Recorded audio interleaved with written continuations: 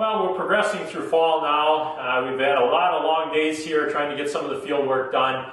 In the clips that you'll see in this video here now, we'll have some of the clips of harvesting the seed, the planting, and things like that. So that'll be upcoming after this segment here. We've also been getting a lot of calls from people wondering when we'll have wild ginseng available. The wild ginseng, even though I'd love to go out and harvest it, we just don't have time to get out and dig any of the wild ginseng. So for the wild ginseng, we will purchase it from people that go out in the woods here in Wisconsin, and it's all from Wisconsin, and dig the wild ginseng. They'll bring it to us, and then we purchase it from them. We always like to buy the wild ginseng, if possible, fresh or undried, and then we go ahead and take care of the drying portion of it. We actually just took some of the first roots out of the small dryer that we have for wild ginseng yesterday. So wild ginseng is now available, and there's a few items that are listed on the website right now.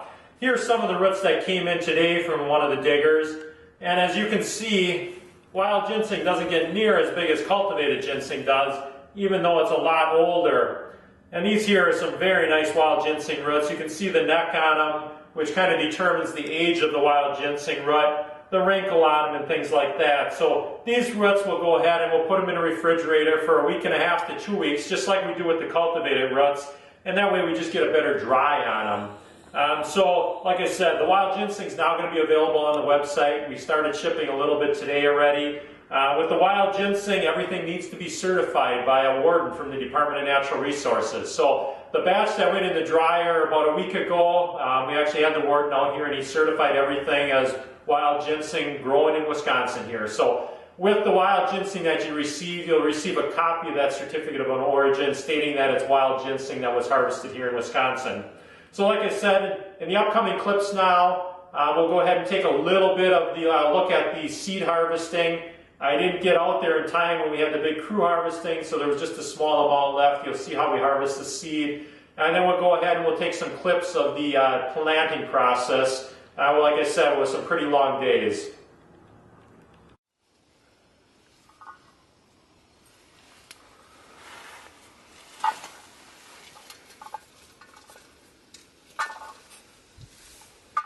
Well, we just about got all the seed picked. I didn't get time to film the day we were picking a lot of it there. We had storms coming and we were in kind of a rush, so we just got a little bit left here that we're finishing up on.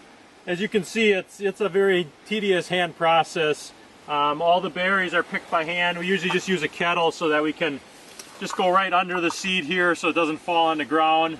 And you can see the clumps of seed here now. The berries are all ripe. Earlier in the year we showed as they were blossoming and then as they were developing. So if we take one of these berries here and we break it open, most of the berries are going to have usually 2 seeds in it. So you can actually see the seed right there is one, the other seed is right here. We'll go ahead and we'll do what we call depulping it, whereas we'll put it through a machine that takes the pulp or the red berry off, and all we're left with is the seed, and then we'll go ahead and wash it. So as you can see here, here's a nice clump of berries right here. There's probably, on a clump like that, there's probably going to be 25 or 30 seeds in there. So one plant can produce a lot of seed when it has quite a bit. Some plants don't have any, others will have, here's another nice clump of seed. So that just gives you an idea here. We've got the rest of the garden picked right here now, so we've got more than enough seed than we'll need for next year. This seed, as I mentioned in earlier clips, will actually go into the seed boxes now. We'll mix it with sand, and then that is the seed that we will plant next fall. As I mentioned earlier, it takes 18 months for ginseng seed to germinate. So we put it in sand and store it for 1 year in what we call the stratification process. And then the seed that we will plant next fall is this seed that we harvested now. In a clip a little bit later, you're going to see us planting the gardens. That seed that we were planting at that point was a seed that was harvested last fall, and it was in sand all summer through the previous winter and this summer. And then we plant it, and that'll come up the following fall. So like I said, we'll go ahead and we'll have some clips now of doing some planting and things like that.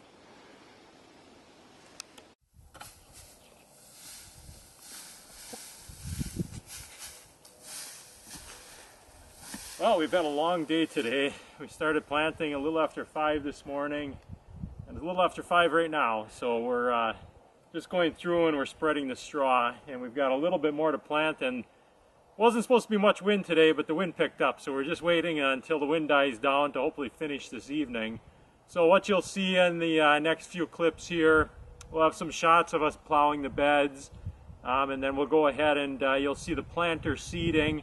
And I'm not sure you're going to get a picture of the, or a clip of the shredder going. It's just my brother and myself down here tonight. So with one driving the tractor and one putting straw in there, I'm not sure who can do the videoing. But as you can see, we got this garden done today. Started actually last night. The other small one down there. And then, like I said, we just have one small one left. Hopefully this evening we'll be able to finish that up. As you can see, from the previous clip, you see where the posts were in. You can now see the beds here that are formed, and we went ahead and we put the ginseng seed into the ground here and then covered it with straw. So like I said, that straw will help to protect that seed from drying out, especially through the fall. Ginseng seed, if it dries out, will actually kill it. So what we'll do now is, like I said, we'll get a couple clips maybe of plowing the beds, and then maybe of raking the beds and seeding the ginseng. And then we'll see once if we can somehow get a clip of the shredder, but I'm not sure that'll happen.